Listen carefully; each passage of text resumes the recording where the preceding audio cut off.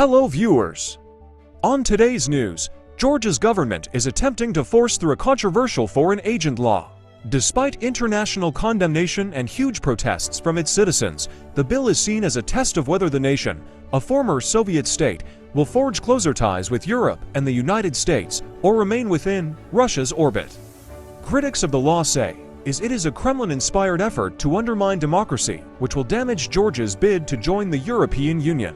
Thousands of people demonstrated outside the country's parliament in the capital Tbilisi on Wednesday after the government passed the draft bill on its first reading, the first of 3 hurdles it will have to clear before becoming law. The ruling Georgian Dream Party first tried to pass the bill 13 months ago, but was forced into an embarrassing climb down following a week of intense protests. But after reintroducing the legislation earlier this month, many fear the government will this time be determined to see it through, despite a growing outcry. The law, called on the transparency of foreign influence, has been likened by opponents to a measure introduced by President Vladimir Putin to stifle criticism in Russia. It would require organizations in the South Caucasus country receiving more than 20% of their funding from overseas to register as foreign agents or face large fines. It is a Russian law.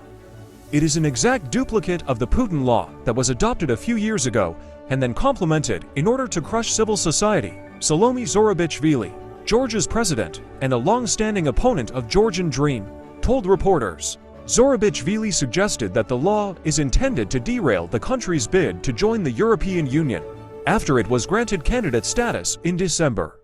Russia now is starting its hybrid strategy. It's reinvigorating it, and it's trying to stop us on that road, helped, obviously, by the authorities today, she said. Zurabichvili intends to veto the law, but conceded that her powers are mostly symbolic. Her veto could be overridden by the government's parliamentary majority. The Kremlin has claimed that the law was being used to provoke anti-Russian sentiments, adding that protests against it were being stirred by outside influences after the bill passed its first reading. The EU warned its final adoption would negatively impact Georgia's progress on its path to membership. Nearly 80% of Georgians support European integration, according to a poll conducted in December by the National Democratic Institute. I hope that we will show the power of free people, that we will not give up.